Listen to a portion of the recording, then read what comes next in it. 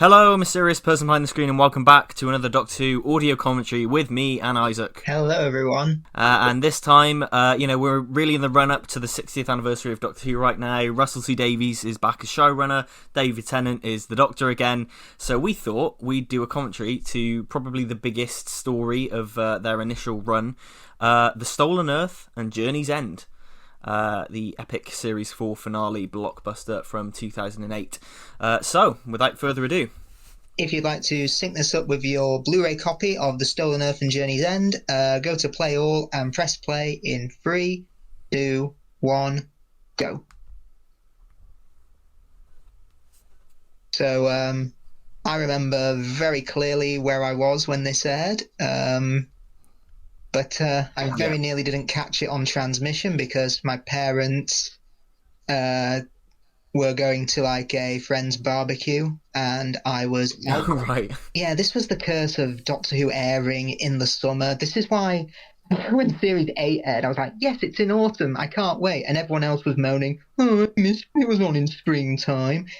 But I'm like, yes. Yeah, but like, you don't go out during winter and autumn.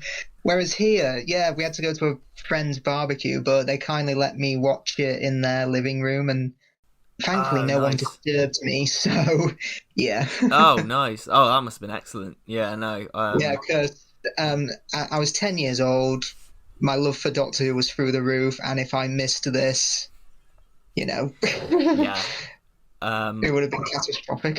And to be fair, I think this oh god, even just watching this opening gets me just hyped up every time I watch it.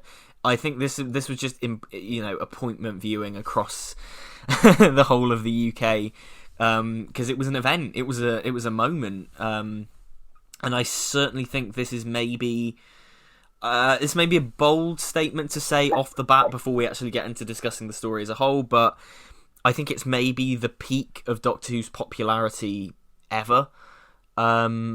I think so too, because Series 4 does have like the highest average viewing figures.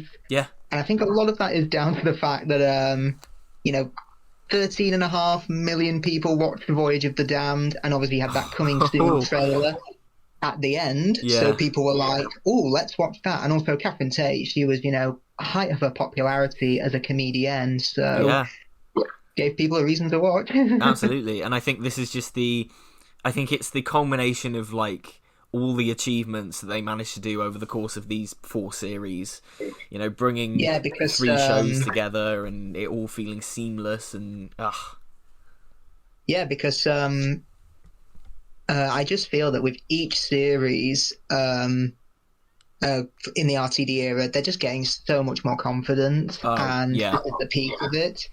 And Series 4, I'd say, is probably my favourite RTD era series, but Doctor's Daughter's not very good, but no other series of the revival has 5 10 out of 10 episodes that are back-to-back, and for me it's from Silence in the Library to Stolen Earth. They are 5 10 out of 10 gold episodes, in my opinion. An incredible achievement, and yeah, I mean, because I know a lot of people talk about this story.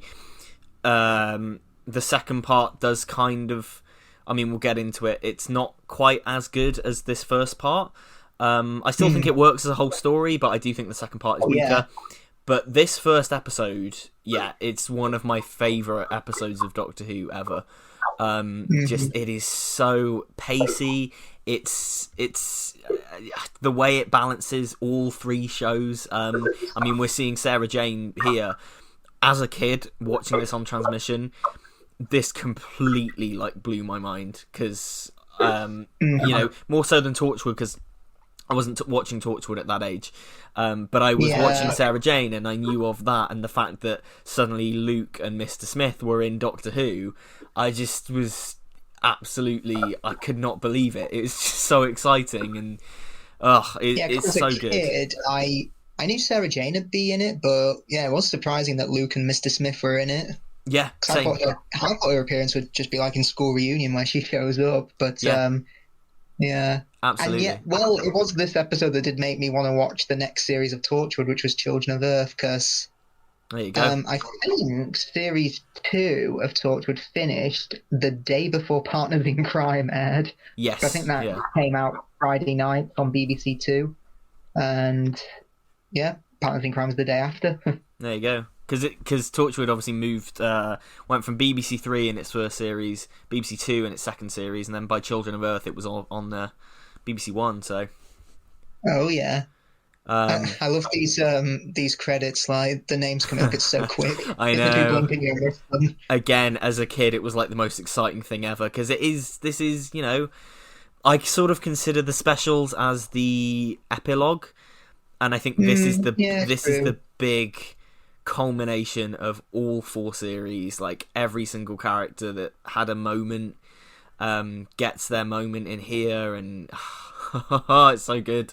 Oh, I love it. Well, funny enough, this was. I mean, I compare this to like the Five Doctors, and just from a concept, from the writing stage, it was a little bit like that because RTD wasn't sure which characters he could use. He was juggling quite a lot. Yeah, Actors were contacting him saying, "I'd love to be in it, but I can't, unfortunately."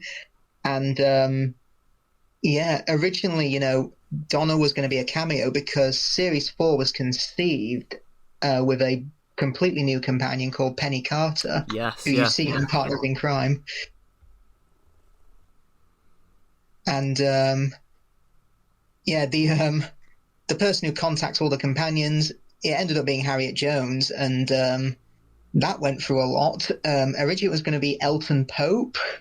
Um, yes, yeah, there was plans of it being Mr. Copper himself from Voyage of the Damned.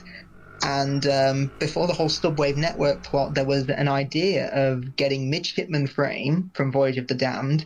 Apparently, he would have been a secret agent of the Shadow Proclamation, amazing. and he would have come with the Doctor and Donna to from the Shadow Proclamation, and then ended up being killed by the Daleks. Yeah, it's great though. Like the amount of callbacks and little references to the whole era, and just like you said there, all the people that were proposed to be in it. Yeah. Rest in peace, Paul O'Grady, by the way. Oh yeah, true. There he is. Yeah, there he is. But it's amazing because these Torchwood scenes, although obviously it's Torchwood in a family scenario, in a family show, it still feels like Torchwood. They still feel like the characters, Yeah. and the same with Sarah Jane. That feels like the Sarah Jane adventures still. I think these little phone calls that characters like Gwen and Luke have, you know, are really important because obviously she's phoning Reese, and then Luke says to Sarah Jane, "I'll phone Maria and Clyde. They're both safe." Yes, yeah. Yeah, Russell has said, ideally everyone would be in it. Luke and Clyde, Luke, Clyde, and Maria would have been in it, and but it's just schedules and budgets and things like that. But Oh yeah. it's even just having Luke though, like I say, it's just so exciting, and the fact that it never feels. If you haven't seen Sarah Jane or Torchwood, you'd be fine. Completely be fine. You wouldn't be confused. It just enhances the experience. Because it's not like Torchwood and Sarah Jane are led by characters that aren't in Doctor Who, if that makes sense. Like, even if you haven't seen Sarah Jane or Torchwood, you've still got Captain Jack and Sarah Jane herself from the main show there, so it doesn't really matter. So yeah. Now, fun fact: Michael Brandon, who plays General Sanchez, was the American narrator for Thomas the Tank Engine for about 10 years. Oh, I never knew that. Oh, that's cool. Yeah, he was at Comic-Con, LFCC in July, and quite a few of my friends who I knew went to see him who are big Thomas the Tank Engine fans. Oh, nice. Yeah. And also, Billie Piper, she was very nearly not in it because the schedule originally clashed with her honeymoon. Oh, wow, okay. Yeah, and RTD had to beg, I think, Julie Gardner, that's it. So, can we please push this back to, say, February so we can get her in this? Yeah. And they did agree, but it also meant that the original director Ross Lynn was replaced by Graham Harper. Oh, okay. I mean, Yeah. it's Graham Harper, so it's it's still pretty incredible.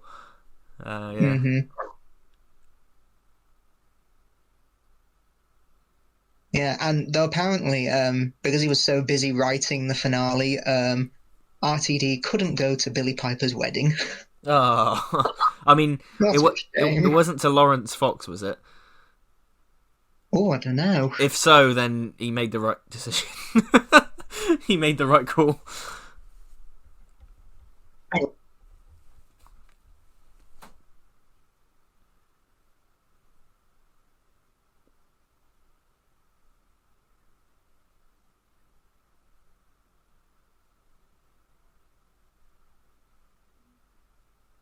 I have to say, I think it was. Oh yeah, it was for Lawrence Fox. oh God, Russell made the right decision by not going there. Oh, I love this scene. Yep. It's so good.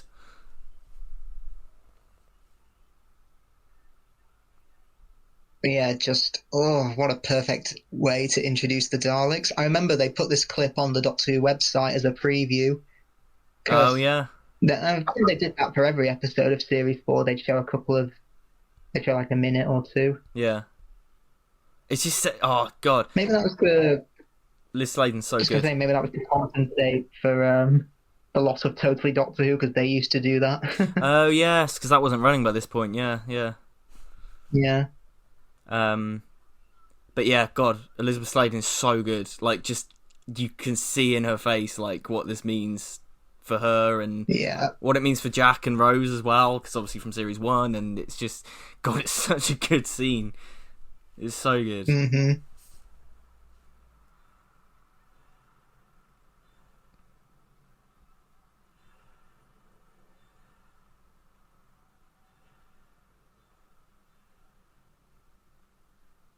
Yeah, this is incredible. The way the Dalek invasion is handled is nothing short of brilliant. Like, you could almost see this in a film. Yeah, oh yeah, you feel the scale of it, and you feel the threat too, especially like later on when they're going in like murdering families and stuff. Like, it's, you know, it feels weighty. Yeah.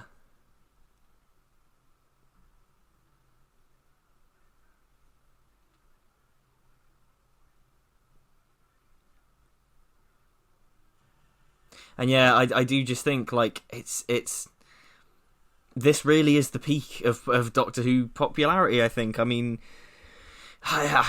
you know, everyone was hyping this up and saying, "Oh, yeah, you're looking forward to Doctor Who on Saturday. You know, it's gonna be great. As everyone's in it, and the Daleks are in it." School talking about it and things like that. Same, yeah. Yeah, everyone was talking about it. The Supreme Dalek was everywhere. Like. I mean, this made me happy because I'd seen Resurrection of the Daleks, so I knew what a Supreme Dalek was. Ah, yeah, there you go.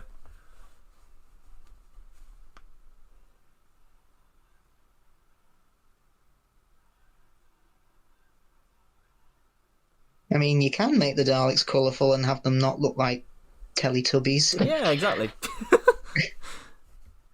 It's oh God, it's so good though, because it's a classic Daleks invasion story, and it just works brilliantly. Like, it's this is what I mean. It's just classic Doctor Who. It's like, oh, Daleks are invading. Doctor's got to stop them. Yeah, so good. And this was broadcast during the 45th anniversary of Doctor Who, so yeah, this is a pretty good celebration. I'd say so. Yeah, I think you're right. It is the new series equivalent of the 5 Doctors, really. I know people point to Power of the Doctor for that because it's got all the old Doctors in it, but I think this feels more like that in terms of just bringing so many different characters together. Yeah. And also the Shadow Proclamation, there was going to be many monsters here. There'd be the Gelfs, Levine, Krillitanes, the Bane from the Sarah Jane Adventures, the Grask, the Jix of Balhoun, the brother of the Mox of Balhoun. Okay, very good. I love it. Oh, yeah. But I think I heard that Annette Badland apparently recorded dialogue as, like, baby Margaret Levine. Oh, really? That doesn't surprise me. I don't know if it's true, but yeah. Yeah. But obviously, it had to be cut due to budget reasons. Yeah. I've seen But it came back, I think, in the End of Time, where Jack's on that space diner that's not trying to be like Star Wars at all. Oh yes, yeah. The cantina. I have seen concept art of that we were just talking about there, like the Shadow Proclamation being full of these alien creatures and stuff. Yeah, it's cool we got the Jadoon though. It's nice that they're there, and got a reference to the Pirate Planet a little while ago, with Calufrax Minor being one of the planets that's been taken. Clom's gone. Who'd want Clom? I mean, is that RTD saying who'd want the Absorber off? I think it's a jab at it, yeah. Yeah.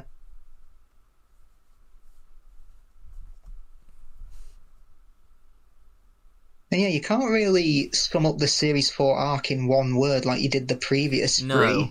There's like a reference to everything in nearly every story, like bees disappearing, missing planets, roses returning, etc. Yeah.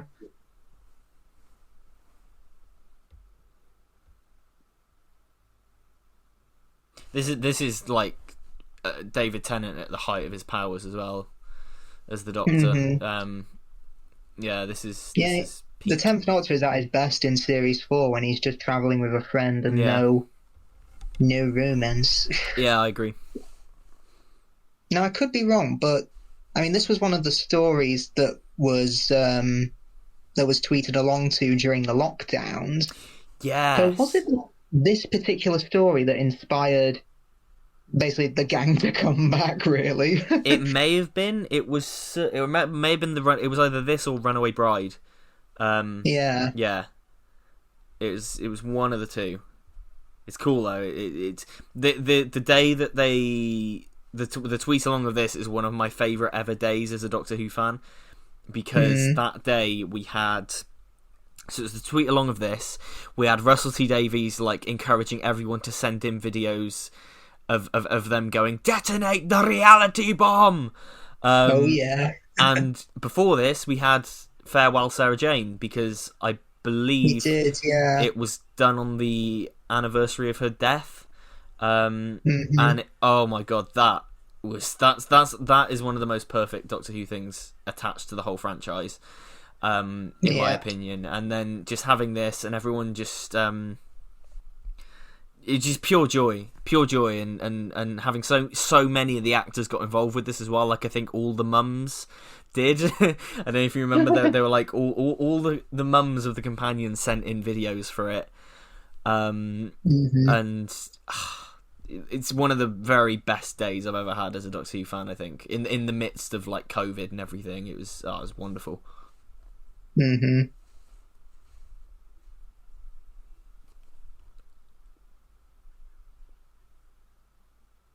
Osterhagen, it's an anagram for Earth's Gone. Oh, I never knew that. Yep.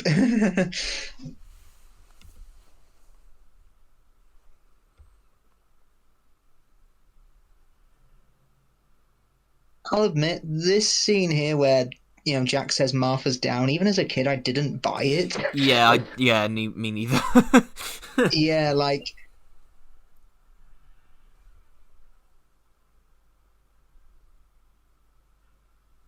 Yeah, I'm like, that's the exit you're going to give Martha? Yeah. But, yeah, I didn't buy it. I think it works for the characters, but, yeah. What I did buy was the ending with the Doctor regenerating. Oh, my God. Yeah, we'll talk about it when we get to it, but yeah, fuck. Incredible. It's just so good. I will say it's weird seeing the Torchwood hub in standard definition. It is, yeah.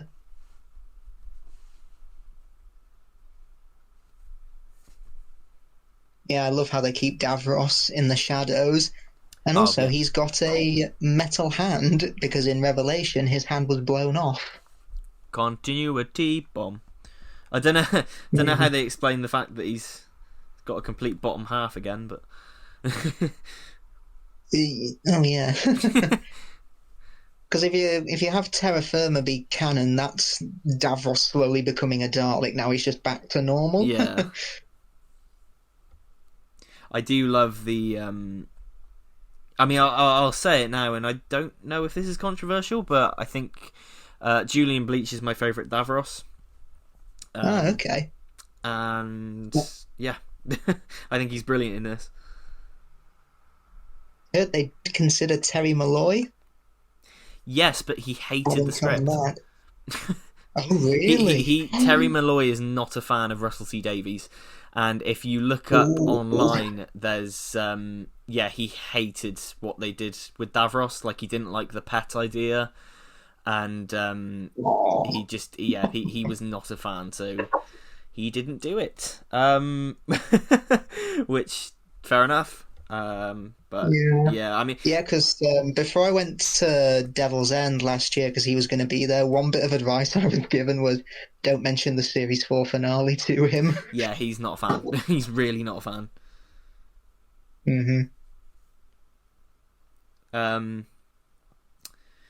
It's for a while it was like, okay, it's either like, because Michael Wish's performance in Genesis is transcendent, like, it's incredible, and I'm a big fan of Terry Malloy as well. It wasn't until I think the series 9 opener where I was like, yeah, I actually think Julian Bleach is my favourite Davros. I think he's because in his 2 appearances here he gets to be, the mad scientist, but in the series 9 opener he gets to be a dying old man, which is it's a really nice contrast. Yeah, I completely agree, and I mean, Julian Bleach is one of my favourite, most underrated, I think, actors in the whole Doctor Who universe, because I think he's so good as the Nightmare Man in Sarah Jane, and he's so good as the Ringmaster character in Torchwood. I love him as a performer, and yeah, he's just so good in this.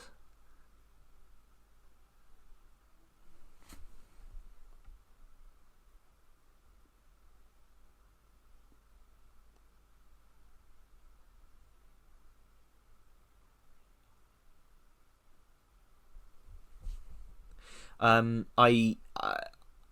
will say as well, I absolutely love this kind of story structure where you've got multiple characters at opposite ends of the galaxy, all doing their own thing and then coming together. Like, I love whenever it's done in, like, Infinity War, Empire Strikes Back, Two Towers.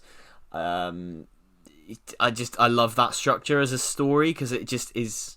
I think it's an easy way of getting immediately, like, okay, the stakes are really high because it's happening so far across the world. And yeah, I think it's really effective here.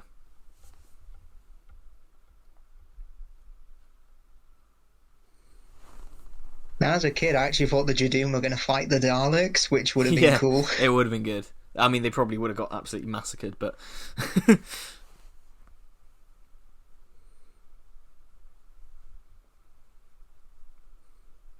Also, I know a lot of people do say that because, like, after Series 1, the Daleks kind of lose their threat.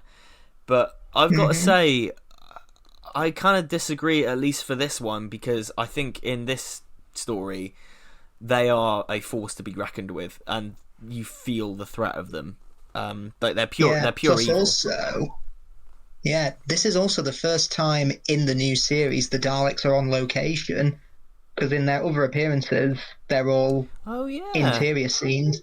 That's a good shout. I know, and I'm sure, just as it did for kids in the 60s, seeing Daleks on normal suburban streets and in the real world, it's has an impact. Mm-hmm. And this I reckon those kid extras were probably finding it hard to be scared. They'd probably be like, Daleks, cool! Yeah. There's a man that's just struggling to get out of there. Oh, bloody hell. Oh, yeah. Yeah, no, this scene's dark as hell. It just blows up the entire fucking house. Mm-hmm.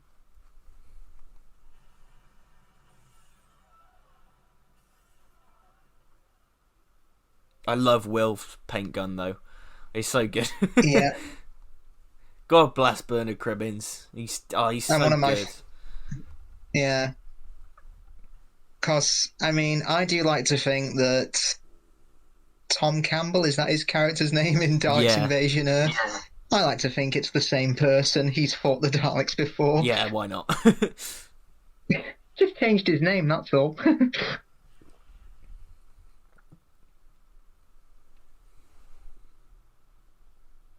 I know there's edits online where after Wilfred shoots the paint gun, it cuts to the Dalek exploding. Yeah, I love it. That's how it should have gone.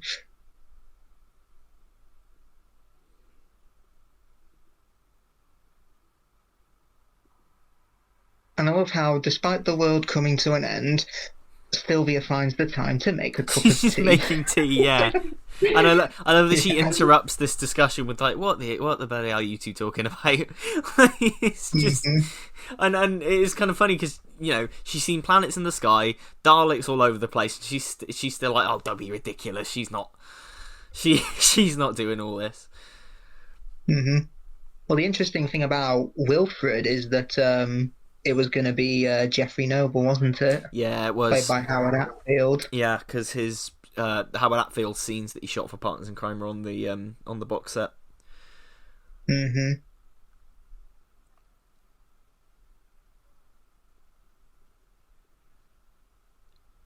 The Medusa Cascade. Yeah, this has been hinted for years, but my reaction to it was just, oh, is that it? Is that it? Yeah. Just a bit of green and orange cloud. Yeah. Because it's been referenced a lot, like throughout the whole. I think it's throughout the whole Russell era, but certainly Series 4 mentions it a lot. As is the Shadow Proclamation, that's been mentioned since Rose, I think. Yeah. And that's what I love about this, like Russell's era, is just, it's world building, and it builds a whole world in and of itself, even separate from like the rest of Doctor Who. The universe feels massive, and I really hope that kind of gets brought back for RTD2. Like I hope we get those little references to things that we then see later, and just like these big. Yeah, because the universe does feel massive, and I hope we bring that back a bit. Because as much as Flux tried to make the universe feel massive, you never really got a scale of it. I don't think with something like Flux, sadly. I mean, I rewatched Flux as part of my marathon recently. I mean, for the moment, I like the first 4 episodes. Then the 2 episodes. The last 2, it's like, imagine you're carrying a load of boxes. Yeah. And you take the first step down a steep flight of steps, and then someone's like, here, have 20 more boxes. And then you fall down, and then the person who put those 20 boxes on you is like, why did you fall down? Yeah, literally. I completely agree. I will never forget, because I really like the first 4 episodes of Flux as well. Then episode 5 aired, and I was like, alright, not as good, bit messy, but really excited for the finale. And then the finale aired, and oh my god, I will never forget that night, because it ended, and my whole family just went, is that it?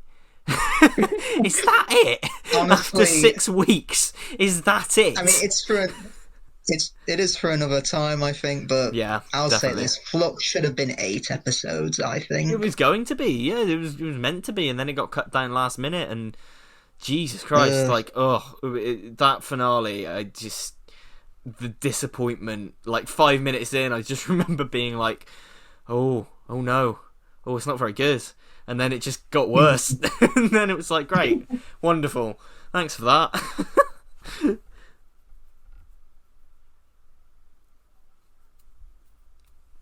you imagine this being Mr. Copper? Yeah, I've got to say, out of the 3 options, like Alton Pope, Mr. Copper, or Harriet Jones, I do think Mr. Copper is the weakest of those 3, if you were going to put them in.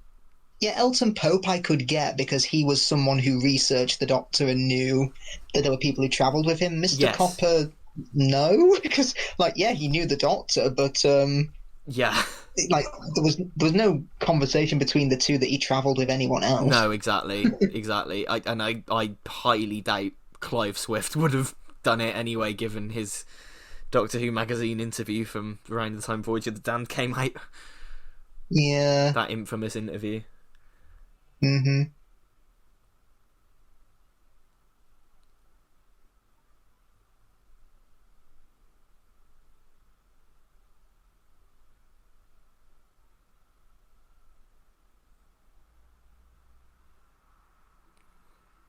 I love that gag as well. If you're a webcam, no, she won't let me. She said they're naughty. Yeah. I'm not a fan of Rose's attitude. Who's she? I want to Yeah, get through. I was here first. Like, come on, yeah. Rose, read the room a bit. But like, I holy like to shit, think though. there's a. Yeah, go on. I like to think there's a deleted scene where Harriet Jones contacted Dodo, or Oh yeah, I don't know, contacted Dodo or Polly first. yeah, I mean, you mentioned before, like, you can't imagine Torchwood and Sarah Jane ever interacting, and they do make a reference to that where Sarah says, I've been staying away from you lot, too many guns. yeah. Oh, it's brilliant. It's so good. Like just seeing those characters interact, like and even later, like the Torchwood gang using Mr. Smith is just like, Mm, what? This is. Oh, I love it. I just love it so much. It's so good, and just you would never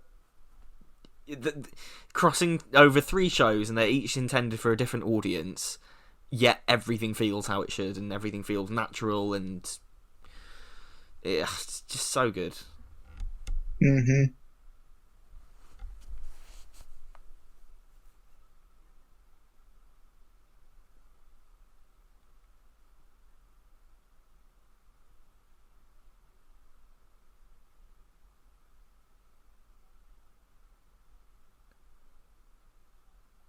Because I mean, I think using Harriet Jones is nice. It is a nice redemption, I think, for Yes, her. definitely, definitely.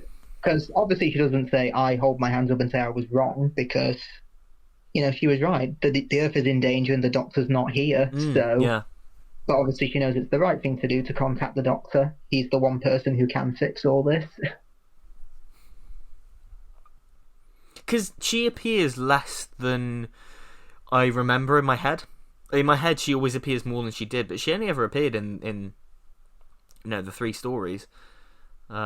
That's true, yeah. Yeah, but I think that probably speaks how memorable of a character she is. hmm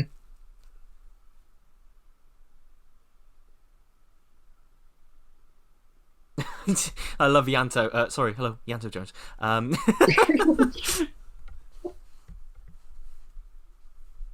But oh god, I just every time I watch it, just smiling ear to ear, just seeing like these characters interact, and it feels like a proper universe, a living, breathing universe. And Yeah. just the fact that like earlier on, Jack's like, yeah, good job with the Slitheen, like referencing Revenge of the Slitheen and everything, and it's just like hmm it's lovely, it's brilliant, and I love it.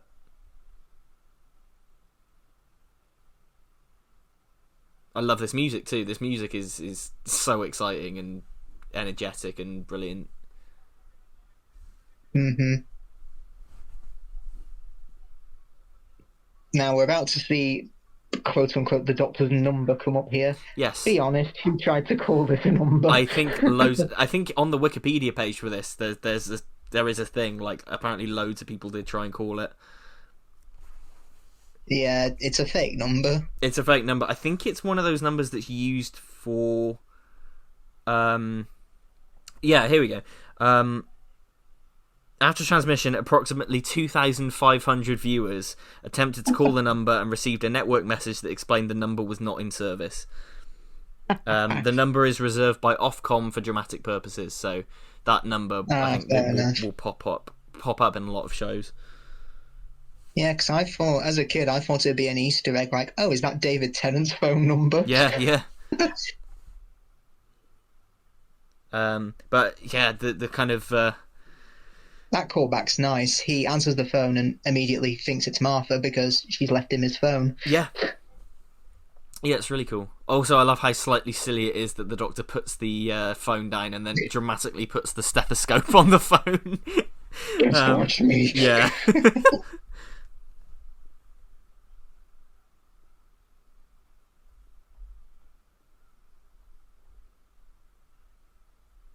But just again, just I'm on the Wikipedia article, just looking at that number.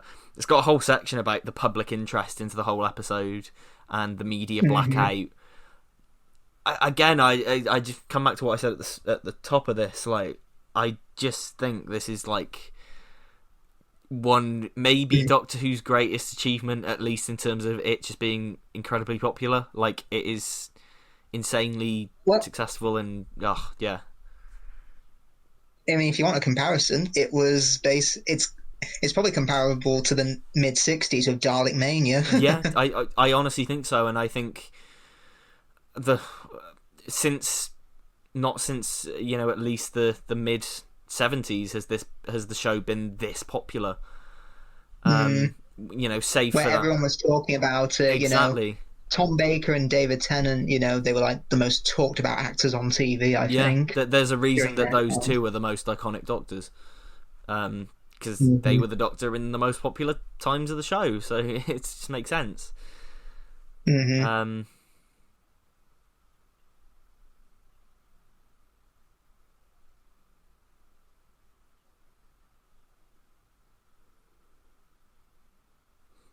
Sounds really mean, but she's a perfect character to kill off as well, because she's big enough that you feel like the stakes are really high, and it solidifies the stakes. But yeah.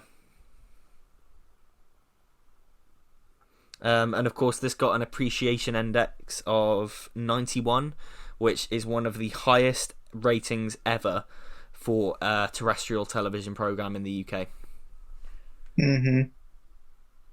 AI is not always the best when it comes to measuring quality, because if your viewing figures are lower, the AI goes up. For example, season 24, as an average AI, it actually has a higher AI number than it does, say, season 12, which is Tom's first season. Yeah.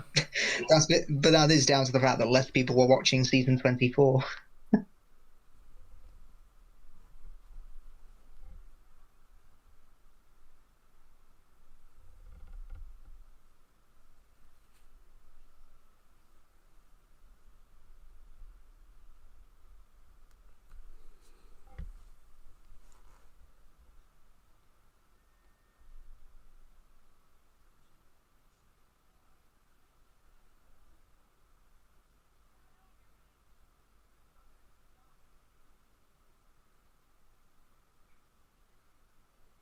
And you forget that, of course, the Torchwood gang have never met the Doctor at this point.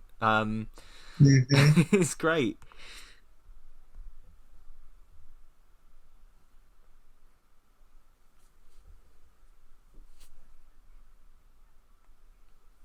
Yeah, well, there's a nice bit of continuity in Wedding of Sarah Jane, where Clyde and Rani have no idea who this man is who's burst in saying stop the wedding, whereas Luke's like, what's he doing here? Luke does, yeah. Yeah. Well, actually, fun fact about Wedding of Sarah Jane Smith, that was the last thing David Tennant filmed as the Doctor. It was, yeah.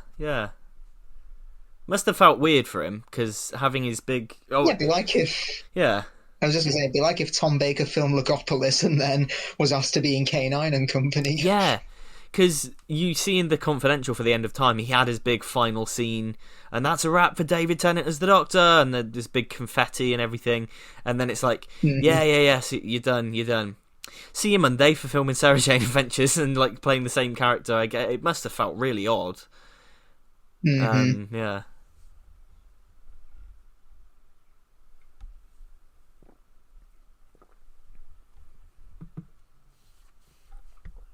I love the Davros design as well. It's a perfect update, I think.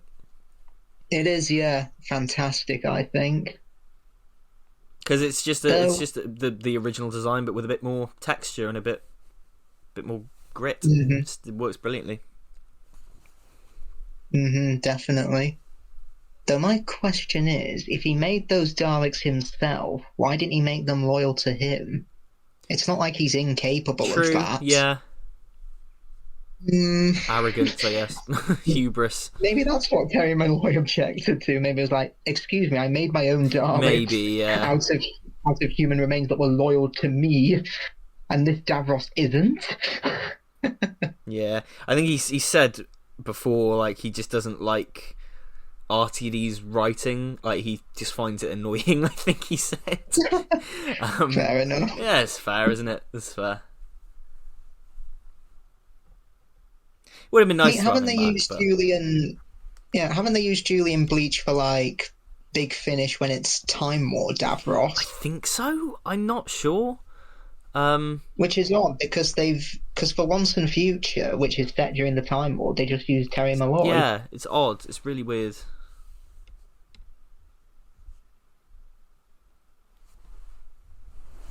And we've got the Crucible Daleks with the claws on them. That was the production designer Edward Thomas's idea, I think, because he was a huge fan of the 60s Dalek movies where some of them had claws rather than plunges. Yeah. I like it. It's cool. And the Supreme Dalek is based on, like, the Red Dalek from that film, I think.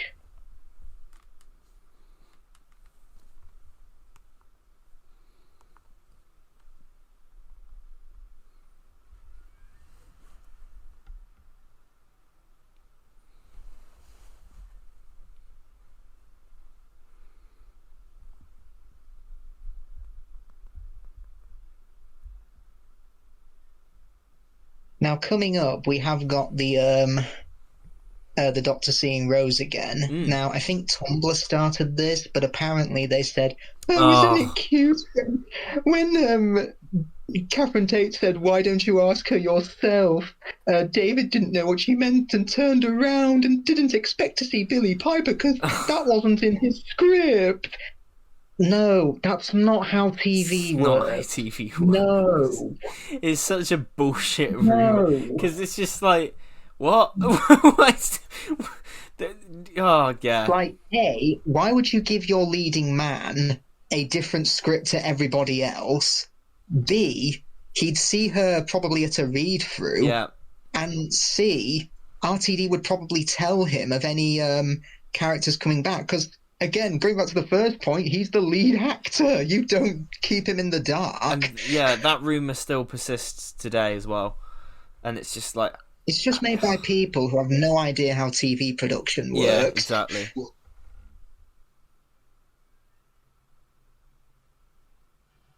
Also, I like how Jack activates the teleporter and then it just waits a little bit for him to get his gun and look cool. Yeah. Whereas the rest of him, it's instant. And look how instantly after materializing, he just shoots a Dalek. I know, yeah. Barely reacts, just like shoot.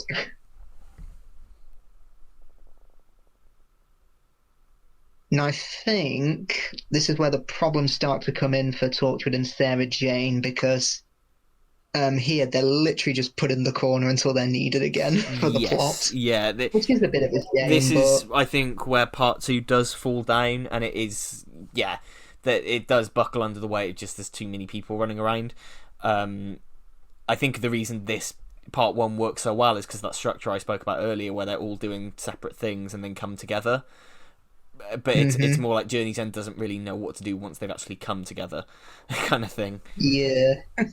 I still enjoy part 2 a lot. It's just not as good as this. Oh yeah, definitely. It's just not as good as this, and it kind of baffles me when people are like, "Oh, it's a disaster and it completely ruins everything that part 1 set up." And I'm like, "Does it though?" I mean, it's Oh yeah, it's not a disaster. No. It's not like, I'm trying to think of a comparison. Rise of Skywalker. Yeah, that's a comparison. It's not like Rise of Skywalker where it just throws everything out the window. Yeah. It's still good. It's still very enjoyable TV. Yeah. But this... Oh, God.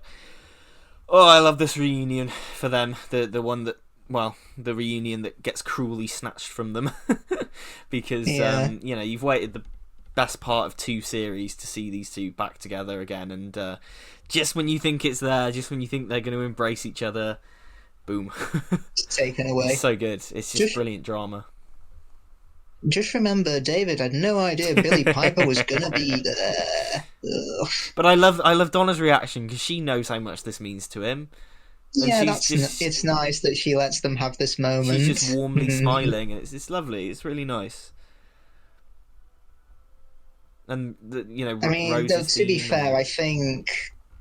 I mean, this is just my own opinion. it came about in series 2, and especially with the whole Roses returning thing, I just think it was.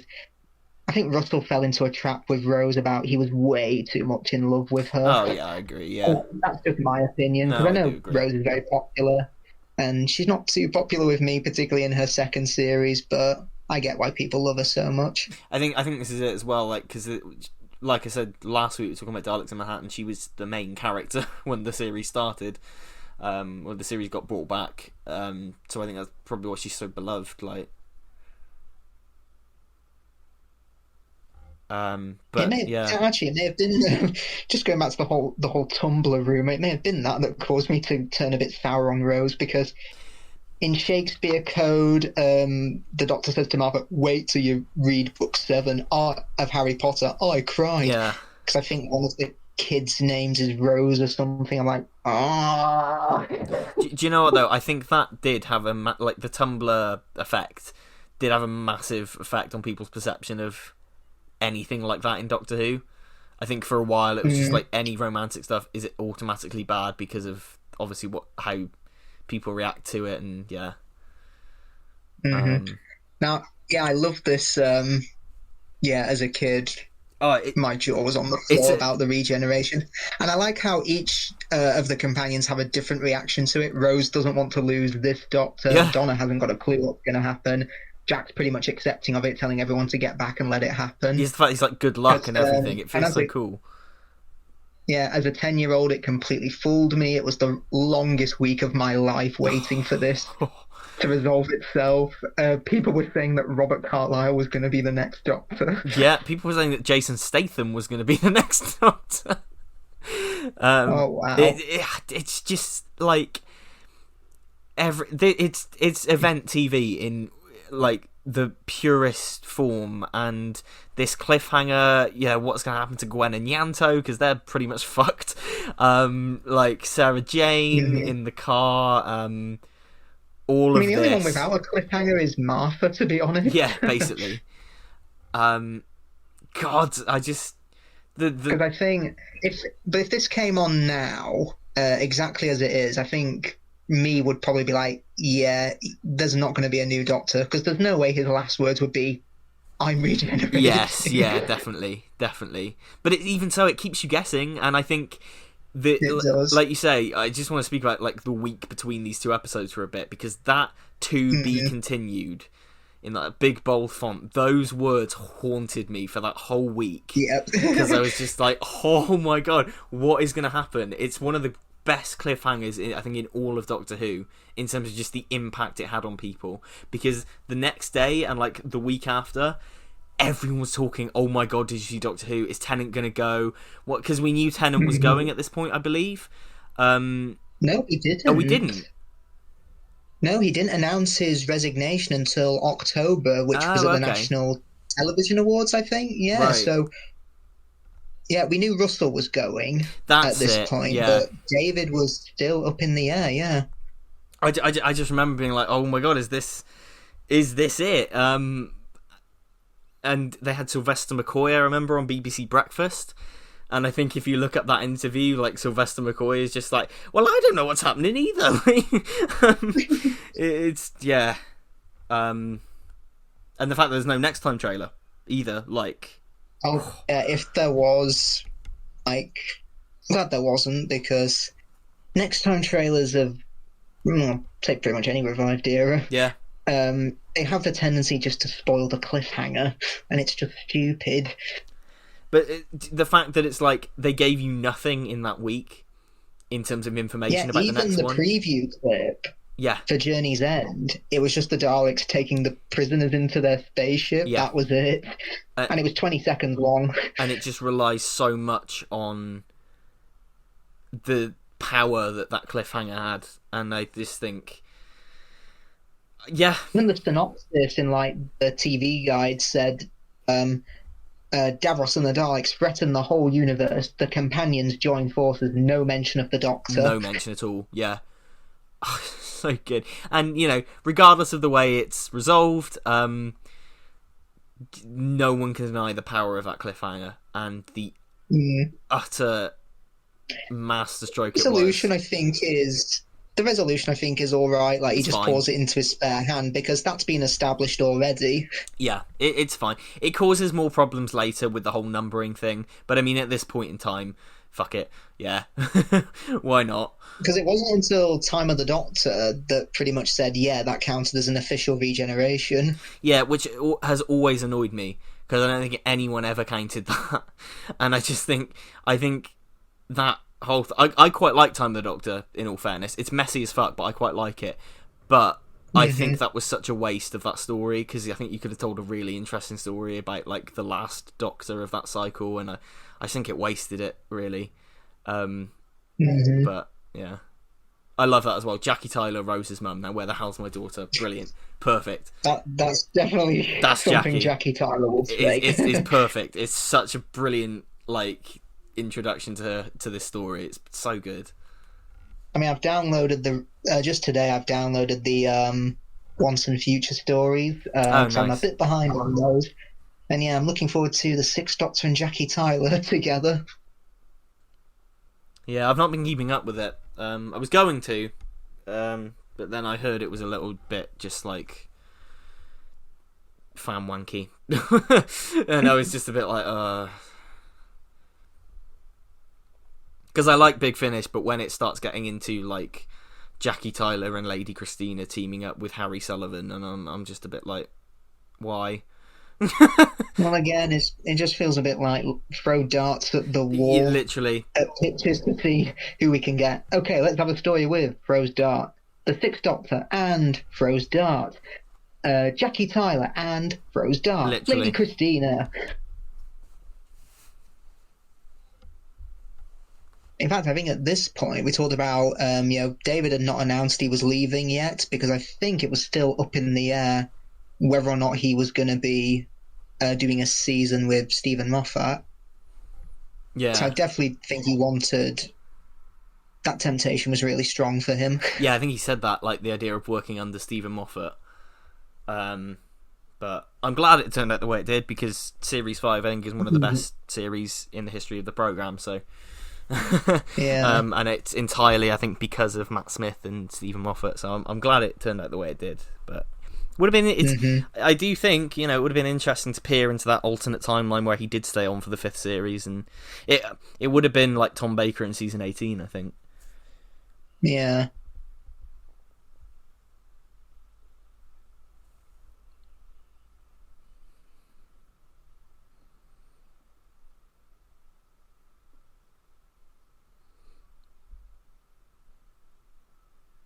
Plus, I love how the regeneration's not mentioned. It's just like, right, where were we? Yeah, exactly. Yeah. I don't think... The thing is, I mean, if it did count as a regeneration, shouldn't he be going through some kind of trauma now? This is it, and this is why I say the problems kind of start later for this whole thing, because, like you say, if it's counted, shouldn't this be happening and that be happening, and post-regenerative trauma and stuff? This is why I don't think anybody counted it before they said it in Time of the Doctor, and I still don't think it should have counted, but whatever, that comes later. Yep. I don't think we may have spoken about it before, but what are your thoughts on the this TARDIS console room? I do like it, because it does look like a living creature, if that makes sense. It does look quite organic. Yeah, I agree. I've got a fondness for it, a heavy fondness for it, because obviously it was the one that I grew up with, and so for ages, that was what I thought of when I thought of the TARDIS, because it's just... I mean, going from like the Capaldi era to the Whittaker era, I've realised this. In my opinion, we went from the worst version of the theme to the best version, from Capaldi to Whittaker, but we went from the best TARDIS interior to probably my least favourite TARDIS interior. Yeah.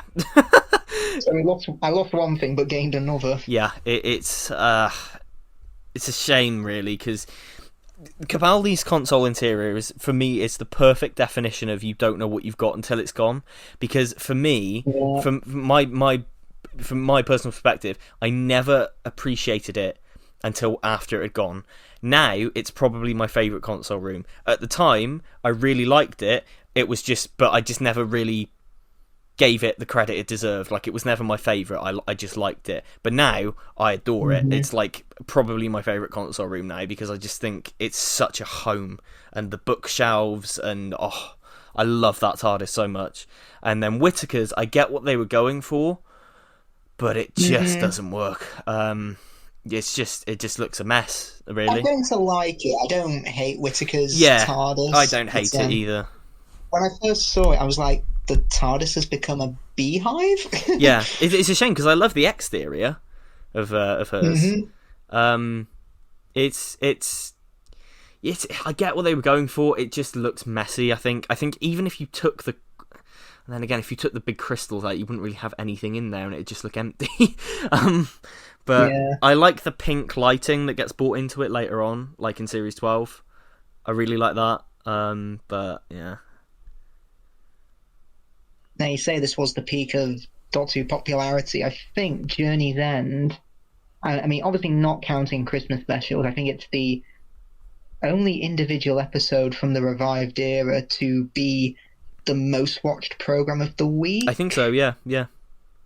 And that is surprising, because even when Doctor Who does get kind of high ratings, it always comes like second or third to behind like a soap opera or a game show. Yes, definitely. So yeah, the fact that it came number one, and in summertime as well, that is so impressive. Oh yeah. Like you say, summertime. Everyone's out, and but this, and of course, it was around this time. I think it was April was when the series started, and I don't remember when he said that, but around Series 4, it was when Michael Grade was like, "I absolutely love it."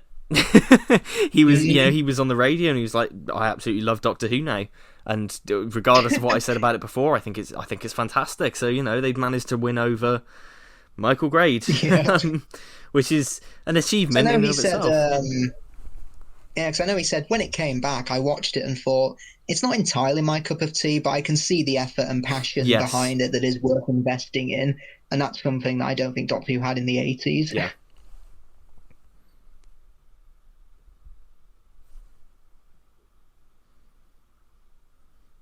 And although part 2 isn't quite as good, as I've said, it's still, I think it feels properly epic, because of course it's 20 minutes longer as well. Like it's just over an hour.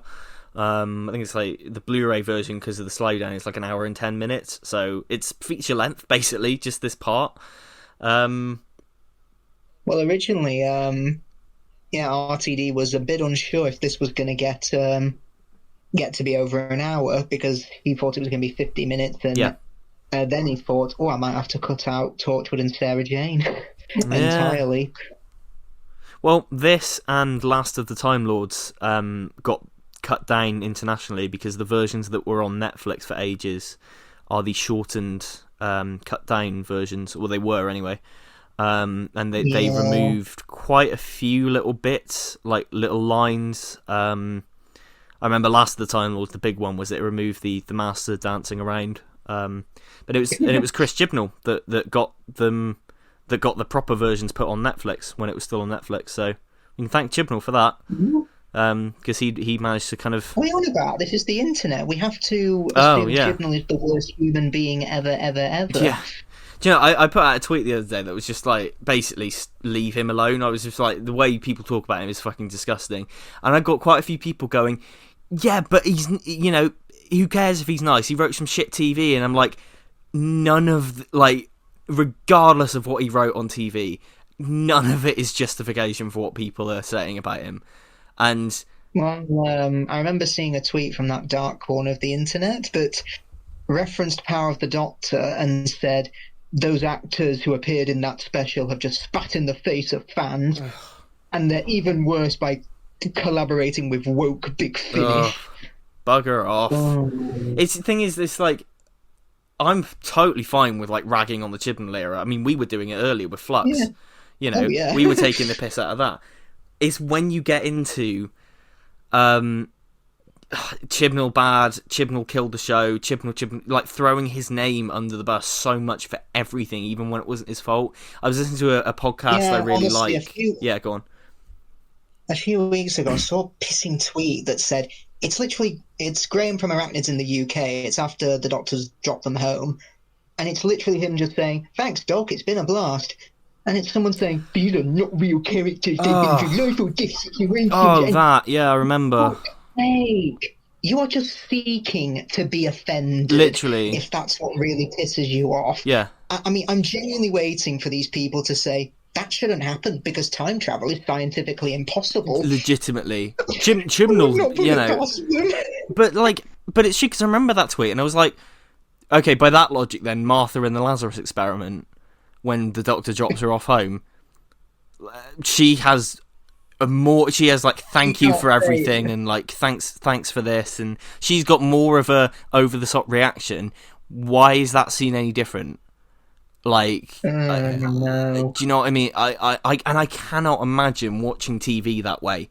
Just constantly nitpicking every line, and like every line having to go, right, I'm gonna go back throughout all the shows to see if this line contradicts anything. I'm just like, oh my god, just you know. To quote Buzz Lightyear, "You are a sad, strange little man." Yeah, kind of. Like, it's... And it sucks, and I feel really bad for Chris Chibnall, because, you know, like I say... Yeah, because I've listened to his recent interview with the Who Corner people. Yeah. Is that what they're called? Yes, yeah. Yeah, it's a really nice interview. But, yeah, people are just like... People are like, why have you not asked Chibnall about how shit his era was? Why have you not asked him about Orphan 55, the worst episode ever? Like... I'm not going to name the podcast, but I was listening to a podcast that I've been a fan of for a while, and I mostly like really like their stuff, but even the other day they were talking about something. Doomsday. That was it. It was Doomsday. I might have been something else. I don't know. Basically, they were talking about something, and they were like, "This isn't very good, and it's a shame, really." But you know, just blame Chris Chibnall, because blame him for everything else, and you know, it's got his fingerprints all over it. And it was something that Chris Chibnall has like nothing to do with. And I'm just like, fucking screw you. Like, it's not... I mean, I remember I used to be subscribed to, I think they're called Harry's Moving Media or something like that. Yeah. You know, the Did It Suck people. And yeah, I remember watching them when Woman Who Fell to Earth came out. They were like, "Oh, I'm so excited. Chris Chibnall's going to save Doctor Who." And his first couple of reviews are like positive. I'm willing to bet he saw, oh, people are saying they hate Chibnall. Well, I've got to be negative as well, because honestly, you could sum up that entire channel as, this episode wasn't written by Russell T Davies, and I didn't grow up with it, so I'm giving it a 1 out of 10. Well, there you go. And I feel like it's funny. Because I mean, it doesn't just do it to the Chibnall era; it does it to the Moffat era as well. Yeah. Well, this is so series 11, right? Take the first 3 episodes of series 11. When they aired, people liked them generally.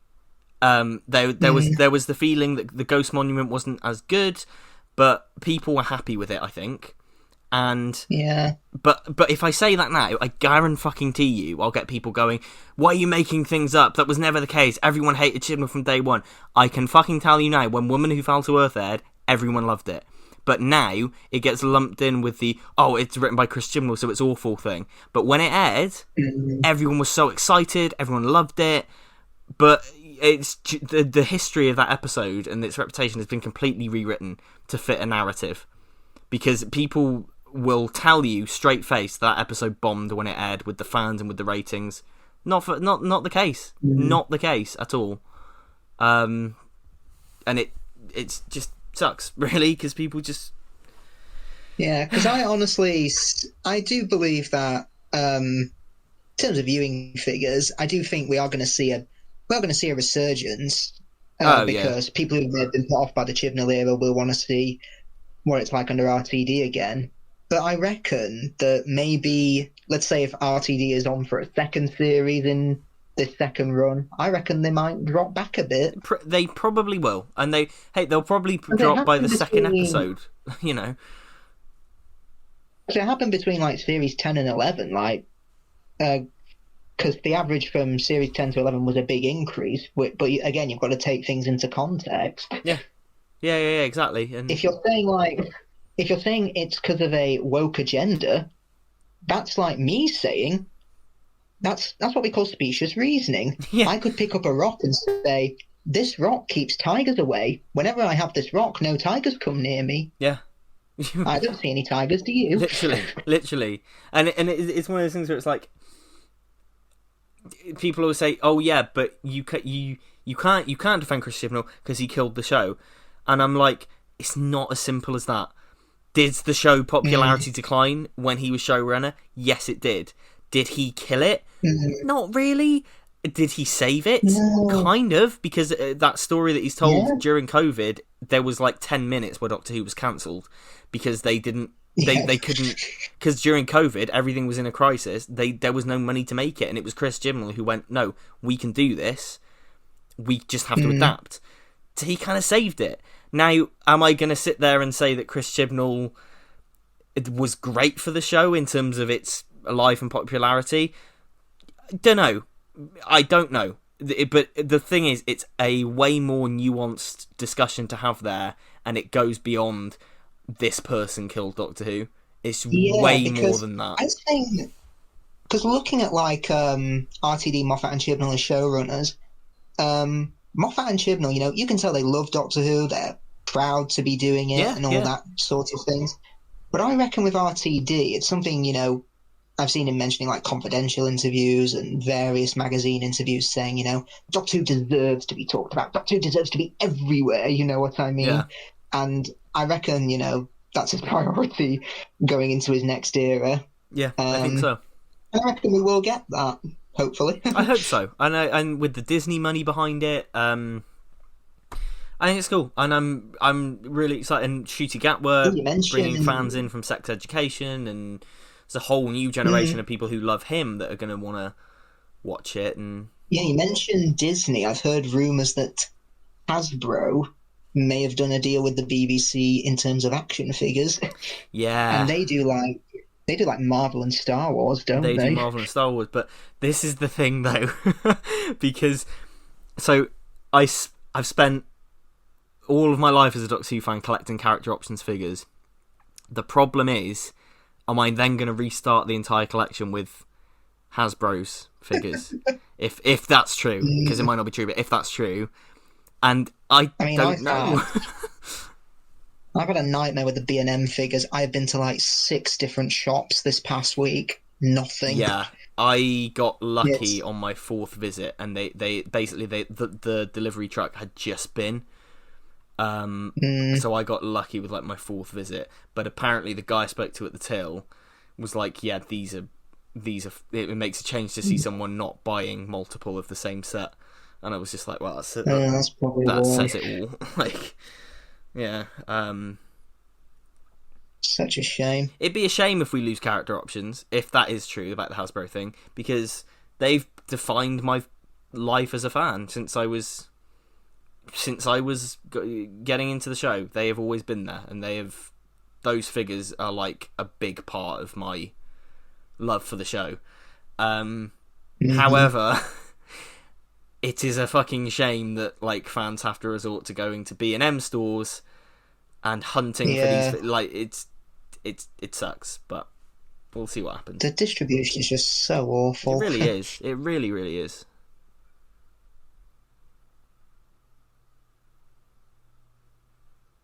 Now, one thing RTD has said about Martha is the reason she doesn't interact with much of the main cast is because she sees her, out of all the companions, as very independent because, she walked the Earth on her own for a year, so she's more than capable of doing what she thinks is right. And, the whole treating with the Daleks thing about leave the Earth alone or use the Osterhagen key. Yeah, yeah.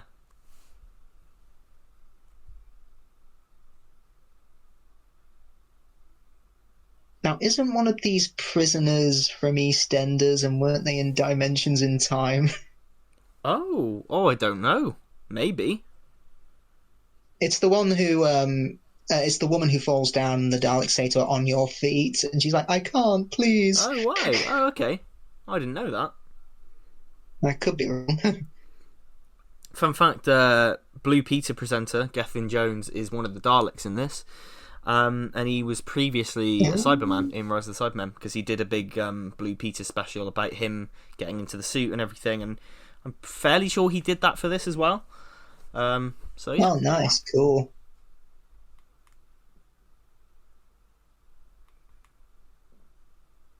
Just coming back to like the difference between the showrunners as well. Yeah, go on. I was just going to say, you say Terry Malloy wasn't a fan of Davros being the Daleks' pet, but I think it's kind of a nice development, because in the classic series, he was either their leader or they'd use him when it was absolutely necessary to them. So I like how they've kept him around as a plaything. Yeah, I always like the idea of the Daleks growing past Davros and growing beyond the need for Davros, and that kind of carries on here. Yeah, I like it. It's a cool idea, I think. Yeah. But yeah, I was just gonna say about coming back to the difference between showrunners.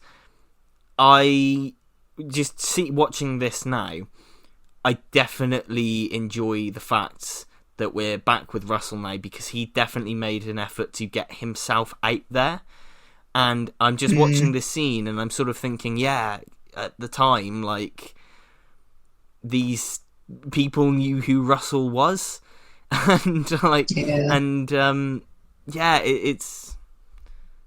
it's cool to have that back. Like, as soon as he took over, he started doing the letter from the showrunner in Doctor Who magazine again. As soon as he took over, he's come back to that. RTD2. And I do remember sitting at my desk at work, and I hadn't been long at the job, but my phone lit up, and I thought it was a joke at first. But seeing that tweet from the official Doctor Who account, oh my god. The fact that I was just so... The amount of emotions that were flowing through me at that point, like the joy of it, and I will never forget that. I thought it was a joke as well. I think everyone did, yeah. But no, it is true, and I'm happy for it. But I think, I can remember a criticism going around that's saying, what was I going to say? Announcing RTD as the new showrunner casts a huge shadow over Chibnall's final season, and I'm like, really? Did it? Yeah. Because, it happened, Stephen Moffat, I think, had been announced as the next showrunner around about when this came out. I agree, yeah. Chibnall was announced as the showrunner like a whole year before Series 10 even aired, and with Russell it was the same, so I don't think it was disrespectful or anything like that. The thing is, it always does cast a shadow over, when you know and you go into a series and you know that it's going to be the last series for this regime, there always is that feeling of like it winding down and like, the new guys are coming in kind of thing. It just always happens. That's just always. So I don't think it was too bad. Because I mean, just as of today, I've finished my big Doctor Who marathon. I've finished everything from TV, and I mean, just watching the whole Jodie Whittaker again, it's just like, I'm really gonna miss her. Yeah, she's no longer the Doctor now. Remember when in the gap between Sea Devils and Power of the Doctor, I was just like, yeah, do you know what? Like, regardless of how up and down some of this tenure has been, I'm really gonna miss her, and I would like to see her back one day. I would, and I hope we see her again whenever that may be. Same with Capaldi, actually, and I know that he's sort of not washed his hands of Doctor Who, but he's kind of moved on and he doesn't want to come back. But I do hope we see a little bit from him again one day. I mean, the strong rumour of Matt Smith, I mean, yeah, it could happen. A lot of people have said he's washed his hands of Doctor Who, but that's not true at all, because he's still doing conventions and appearing. He's happy to sign Doctor Who stuff. He's happy to meet fans. It's just he's pretty much very in demand as a TV actor. Yeah. He's been in The Crown. Recently, he's been in House of the Dragon, which I reckon he'll be in for another year or two. Yeah, definitely. Considering, I mean, I know what his character's fate is, so it could be another 2 years before he goes. Well, there's this bizarre thing, and it's always existed with Matt Smith, even when he was the Doctor. There's this bizarre thing, and it started as a rumour that he hates Doctor Who, and he hated working on it, and he doesn't want to talk about it. And I don't know where it's come from. Because as far as you can tell from, like, Doctor Who Confidential, he always looks like he's loving it on set. As far as you can tell from him meeting fans. He's a big supporter of Doctor Who Confidential. Yeah. He was really upset that it had gone, and I remember it was those like minisodes that those kids had submitted as creative writers. Yeah. They got to see their episode being filmed, and they said in between takes, Matt, Karen, and Arthur would play Tig around the TARDIS set. That doesn't sound like someone who hates their job. No, God, no. I don't know where that rumour came from, honestly. Yeah, I just... And he's, like you say, he's always happy to talk about the show, and... Yeah. Yeah.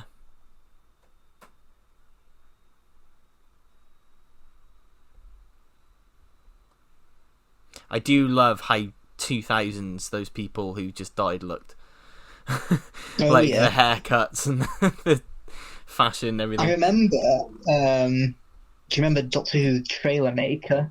Oh, I think that came out the same year as Series 4, and I had so much fun. I mean, I used Davros's rant, about how the destruction of reality itself. Yeah.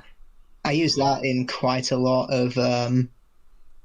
I can remember it quite clearly. It'd be the destruction, and I'd cut to a clip of, explosions. Oh, yeah. Reality itself. Yeah, I had lots of fun with that. I had great fun with the Comic Maker as well. Which was I don't think I ever used that one. Yeah, it was around the same time as Series 4 as well, because it used all the assets from the Infinite Quest. This speech here was a lot longer, wasn't it? Yes, I believe so, and it was decided that it was just too padded. They were originally going to show flashbacks to Davros's childhood, I think. Oh, okay, interesting. Or or his life on Skaro or something like that. Yeah. I'm sure it's in like the writer's tale or the shooting scripts or something like that. And but again, I think due to budget constraints, they didn't use it. But I think that was reused to. They reused that same for the Master's flashback in the End of Time to the same effect, basically. Yeah. And what do we think to having two David Tennants? Oh wow! I tell you that David Tennant, he gets everywhere. There's two of him in this. He's coming back again.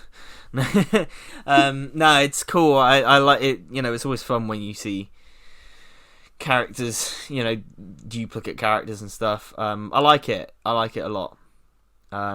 It's fun. I do think. I mean, I call him the Handy Doctor. The Handy Doctor, yeah, love it. He was born out of a little hand. Yeah. It's so funny in the commentary for this when Sarah Jane pulls out the warp star thingy. David just goes in the commentary. Russell, where you getting all these MacGuffins from there in Steve's reality bomb? I love it. Osterhagen key. You're getting all these from somewhere. Where are you getting them from? It's funny as well, Sarah Jane there. It was given to me by a Varen soothsayer. Right, the amount of times in the Sarah Jane adventures she goes, this alien artifact was given to me by a Varen soothsayer. Fucking hell. How many times a week is that Varen soothsayer coming round with gifts? No. And we never...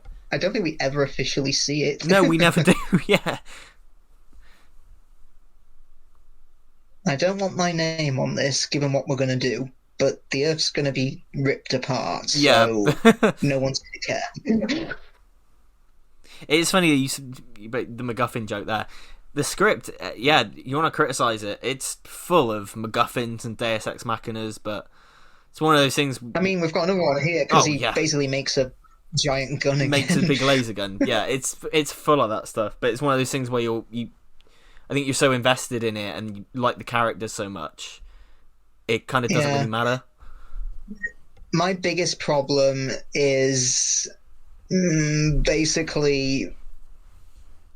Right, I've joked about this before. You know how the whole of Donna's arc is saying to her, "You're the most important woman in the whole of creation." Yeah, it's a great arc. It works, but why isn't it going to that control panel in the vault? It's the most convenient, important panel in the whole of creation. That's true. Think about what it can do. It can shut down the reality bomb, stop Dalek weaponry, stop Davros zapping people somehow, make Daleks spin, send all the planets home, and can blow up the Daleks and the Crucible, and it's located in what's essentially a prison cell. It's a useful panel. And I'm just going to say, if Chris Chibnall wrote that, it would be the definite Doctor Who. 100%. 100%. I think how I see RTD's finales is, obviously with each year he wants to up the ante, he wants to make them more epic than the last. Yeah. I just think the problem is he's like, oh shit, it's too big, what do I do? That's and it. Then more or less presses the big red button. Yeah. Sometimes it works, sometimes it's just like, oh, what a stroke of luck. Yeah, definitely. I do agree. And again, I think that's where this one falls down. It just doesn't quite keep up the pace of the first one in terms of the ingenuity. Mm-hmm. Like, you know, Rose and the Doctor have been standing there for a long time. Yep. But, I really like that moment, by the way. Yeah, I love... Like, oh, she's good. That and like, oh my god, he found you. That's really good. Really nice, really good stuff. Calling all Dalek boys and girls. Yeah, it's fun. It's one of those things. Like I said, you're still enjoying the characters enough, I think, for it to not really bother me. Yeah, too much. Definitely. If I think I do get exhausted sometimes with Russell. Like the bigger stories, because they are so big and camp and audacious, sometimes it is exhausting. I think this is an example of that. Voyage of the Damned is an example of that. Like every time I watch that, I'm just like, oh bloody hell, I'm a bit like, it's a bit much. As you know, it's fun, but it occasionally I do get that with his scripts. I'm just like, yeah, this is a bit. It's a lot. It's a lot, but you know, it's fun. And I love this continuity here with Davros recognising Sarah great. Jane. That's so and good. I always forget about it as well. I love how convenient this montage is. How many people have died in your name? Yes. Since you look like Christopher Eccleston. Yeah. Imagine if we went all the way back to the Hartnell years. It's just like a 10-minute with that same music track because it's the same music track from Family of Blood. It's just like a 10-minute scene of every single person who's ever died in Doctor Who. Because you've even got, like, it makes me laugh that you've got that Scottish bloke from Tooth and Claw, which I can never remember his name. Like, he's in there. Yeah, I remember on first viewing, because I recognised pretty much all of them. I was like, wait, who's that guy? Yeah, same, yeah. But at least you got a bit of Linda in there. That's always nice. Yeah. But what I find funny is members of as you say, members of Linda are there apart from Bliss. Nobody cared about her. Bless Bliss. Well, she was on his arse. So yeah, but I do love the scene though. Like, it's really well done dramatically. Just the music and just the way you do feel like a lot of shit has happened to these characters over the course of the run, and it works. I wonder how much they had to pay Kylie Minogue for that short little bit of footage. Definitely.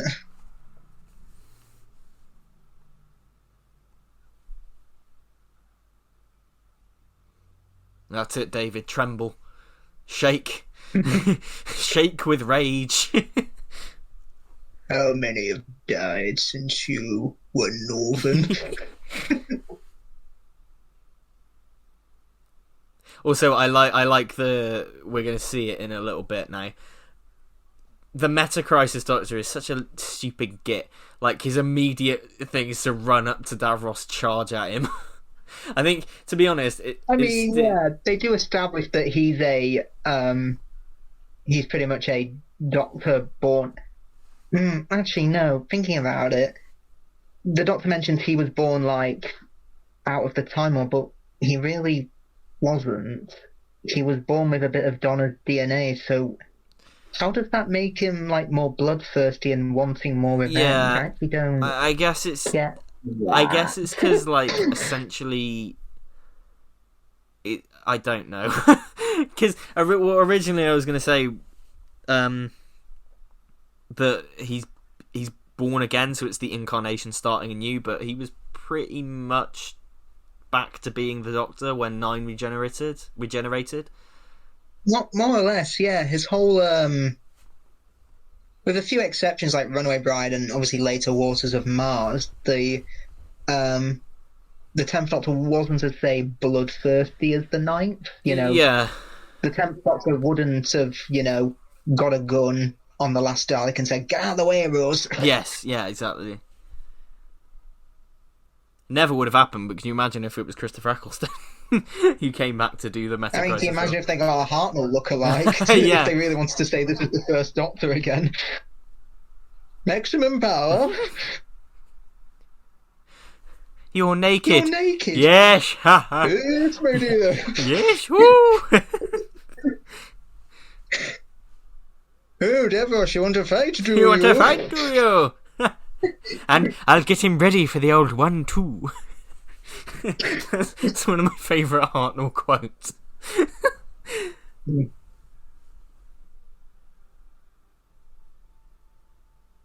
I also love how quickly the real Doctor just shrugs off there being two. Rose asks, "How come there's two of you?" "Oh, human biological metacrisis." Yeah. Of course. Yeah, right. It's so silly as well. Like, as soon as the Doctor comes out the door, Jack's just like, "Brilliant," and it's just like, "What the fuck? You don't know what's just happened. Steady on." It's just like. Mm-hmm.